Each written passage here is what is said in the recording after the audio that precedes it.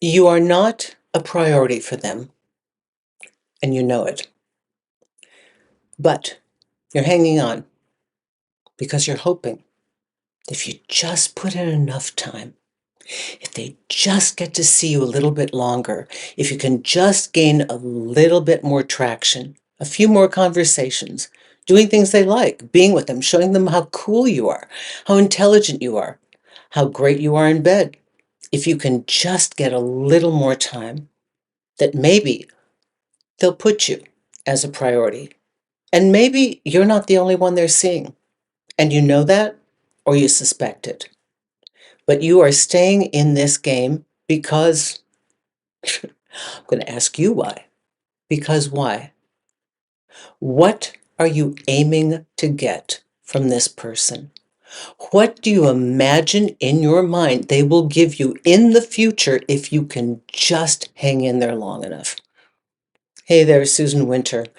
I've done a lot of videos on not feeling like a priority. And years ago, I did one begging people to not be okay with not being a priority. When you start to feel really uncomfortable, disrespected, dishonored, cast aside, the last thing that is important to them, and yet you're with them, you're sleeping with them, and you're investing in them, and you're investing in hope and the possibility of a future, and you've got this whole dream in your mind, and you're doing all the work, and you're not getting anywhere with them, and you feel diminished. My question is, like, why are you trying to be okay with that? If you like yourself, you're going to have those feelings bubble up to the surface that you're going to then have to repress, because your conscious mind is going to come in and say, but wait, if you play this game and you can hold out, you can be cool enough to not attach too much. Don't act like you're insecure. Just be cool. Treat them like, oh yeah, you're one of many. I've got so many people that I've got in line. If you can just play the game, you'll capture them. Because we see that sometimes in movies. The one that's hard to get, the one that knows they're not a priority. You're trying to up your game. You're trying to play some game with them. I don't know what you're doing. You're watching a ton of videos, trying to figure out how to capture them, but you're not a priority. And all the time, yourself, your inner self, your higher self is, hey, hey, this doesn't feel good. Push it down. This doesn't make you cool. It doesn't make you modern. It doesn't make you go with the flow. You're actually ignoring your inner guidance that says something doesn't feel right, and I know I deserve a lot better. But you're not going to get a lot better from the position you're in now. The minute you decide to vote for yourself, everything in that relationship will change. Hopefully, you're not even infatuated with the idea of that situation, but the thing that hooks you is the game to capture them. Maybe. I don't know how much of it's the game for you, but it's the dream of what you believe this person has the capacity to give you that they are not. You are trying to win this thing. Is it resources? Is it lifestyle? Is it their love? Is it that they're so hot you just want to possess them? What are you doing there? Be honest with yourself. Why are you putting yourself through this? What is the long game that you're willing to play and sacrifice your self-esteem and well-being in the process? Because until you figure that one out, you're not really free.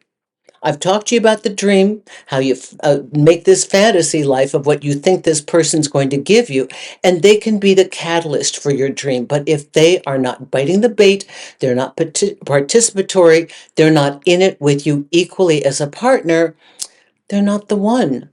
And you're actually eroding your self-esteem and therefore destroying your chances with somebody who is ready, willing, and able to give you exactly what it is you want, because you are an energetic match for that, because you like yourself.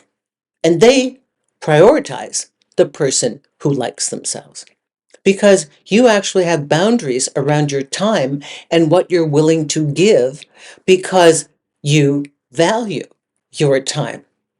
and what you have to give. And therefore, they reciprocate with valuing your time, and they value the attention and time that you give them. And that is how this thing works. So when we're on our back foot, begging for them to be wanting us, you have already lost the game. Don't think putting in more time is going to make it any better. It's going to make you feel worse, and then you're going to have more work to do. If they're not prioritizing you and they've had a nice enough time to get to know who you are, don't let them test drive you anymore. Get out. Reconfigurate what you're doing. Be really honest with yourself. Why was I doing this to myself? What did I want to get? Write it down. Be very clear. I wanted this, this, this, and this. How else can you get that? Maybe about being a person who matches that vibration, who matches that energy. So this is exactly how we do it. Never get comfortable being a non-priority. It's not going to elevate you to the priority position in time. You're there because you've already set the energy that you belong there. Doesn't mean that's what you are. It's what that person sees you radiate. Do you get it? You change yourself, everything in this composition changes. If you want to know how to do that, you need to have a consult. Susan Winter at susanwinter.net.